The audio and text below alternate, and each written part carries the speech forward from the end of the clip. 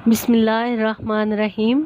अस्सलाम वालेकुम व्यूअर्स, कैसे हैं आप? उम्मीद करती हूँ खैरियत से होंगे।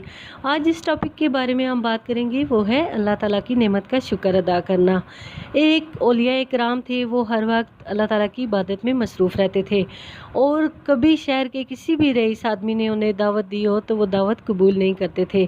एक दिन एक रईस आदमी ने पूरे शहर की दावत की ताकि वो बाबा जी उनकी दावत को कबूल कर सकें, तो वो उनके पास आए और बाबा जी को दावत दी, लेकिन बाबा जी ने दावत को इनकार कर दिया कबूल करने से। तो उस रईस आदमी ने बहुत इसरार किया कि नहीं, आप मेरी दावत पे आएंगे। जब उसके बहुत ज़्यादा इसरार करने पर बाबा जी ने उसे कहा कि मैं तुम्हारी दावत पे तुम्हारे घर ज़रूर आऊँगा, लेकिन इसके लिए मेरी कोई शर्त है। पहली बात ये कि जहाँ मैं बैठना चाहूँ बैठ जाऊँगा, वहाँ से तुम मुझे उठाओगे नहीं। दूसरी बात, जो मैं ख़ुद खाना चाहूँ खुद खाऊँगा, तुम मुझे कहोगे नहीं। उस रईस आदमी ने कहा ठीक है, मुझे आपकी शर्तें मंजूर है। और आखिरी शर्त ये बताई कि जो मैं तुम लोगों से सबसे कहूँगा तुम्हें उस पर अमल करना होगा। उस शहरी ने सिर्फ़ इस वजह से कि बाबा जी ने दावत कबूल करी है, इस खुशी में उनकी सारी शर्तें मान ली। और वो दिल में सोच रहा था कि ये ज़ाहिर बात है, औलिया इकराम हैं, अल्लाह के वली हैं, तो ये कहते होंगे कि मेरे लिए बेहतरीन खाने का इंतज़ाम हो, मेरे लिए बेहतरीन जगह का इंतखाब हो, तो वो सारी बातें मैं कर दूंगा। वो रईसज़ादा गया और जाके दावत के इंतज़ामात शुरू कर दिए।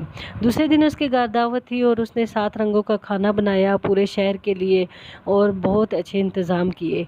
जब सारे मेहमान आ चुके तो आखिर में जब बाबा जी गए तो उसने देखा कि बाबा जी जाकर जहाँ पे जूतों का ढेर लगा हुआ था सारे लोगों का, वहाँ जाकर बैठ गए।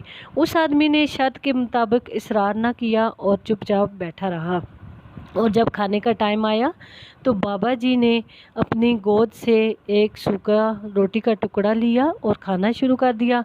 जब खाना खुल गया तो सारे शहर ने 7 रंगों के खाने खाए और बाबा जी ने वो अपनी गोद से निकाल कर सूखा टुकड़ा खा लिया। और उसके बाद जब दावत ख़त्म हुई तो हस्बे शर्त बाबा जी ने कहा कि अब आप सब लोगों को मेरी एक बात पर अमल करना होगा। सब लोग बाबा जी की तरफ मुतवज्जे हुए। वो रईस आदमी भी मुतवज्जे हुआ और बाबा जी ने कहना शुरू किया कि पहले मेरे लिए एक तवा मंगवाया जाए। एक बड़ा सा तवा मंगवाया गया और उसके बाद उन्होंने कहा कि दहकते हुए सुरख कोले मंगवाए जाए। वो कोले भी आ गए। उसके बाद उन्होंने उस तवे को कोलों के ऊपर रखा और वो तवा गर्म हो गया। अब बाबा जी ने कहा कि आप में से कौन है कि जितनी नेमतें अल्लाह ताला ने आज आपको दी हैं, आपने खाई हैं, उसका शुक्र अदा करे। तो कोई बंदा भी नहीं आया। बाबा जी ने कहा कि जो बंदा अल्लाह का शुक्र अदा करना चाहता है वो नंगे पाँव इस तवे के ऊपर आकर खड़ा हो जाए। तो शहरियों में से कोई बंदा भी उसके पास उस तवे के ऊपर खड़े होने के लिए नहीं आया। इस पर बाबा जी ने कहा कि सबसे पहले चलो शुरुआत मैं करता हूँ। बाबा जी नंगे पाँव उस तवे के ऊपर खड़े हुए और अल्लाह ताला की नेमत का शुक्र अदा किया जो उन्होंने खाया था। उसके बाद जब वो उतरे और उन्होंने कहा कि देखो, मैं तुम लोगों को यही बात समझाना चाहता था कि अल्लाह ताला ने हमें तरह तरह की नेमतों से नवाजा है, उसका शुक्र हम दिन रात भी अदा करें तो अदा नहीं कर सकते। तो देखो, मैंने जो टुकड़ा खाया, मैंने अपनी तरफ से अल्लाह ताला का शुक्र अदा करने की कोशिश की है, लेकिन ये भी सिर्फ़ एक कोशिश है, पूरी तरह मैं शुक्र अदा नहीं कर सका। तो ये मैं तुम लोगों को समझाना चाहता था कि अल्लाह ताला की नेमतों का शुक्र अदा करो और हर हाल में।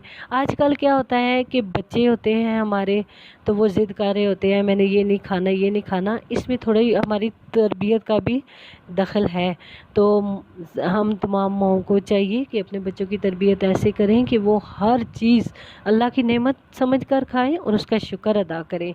और अल्लाह ताला हमें सही मायनों में शुक्र अदा करने की तौफीक अता फ़रमाए। तो हमें इस्लाम के मुताबिक अपने बच्चों की तरबियत करनी चाहिए ताकि बच्चों में शुक्र का जज्बा पैदा हो। इसके साथ ही मुझे इजाज़त दीजिए। अपना बहुत ज़्यादा ख्याल रखिएगा। फ़ी अमानिल्लाह।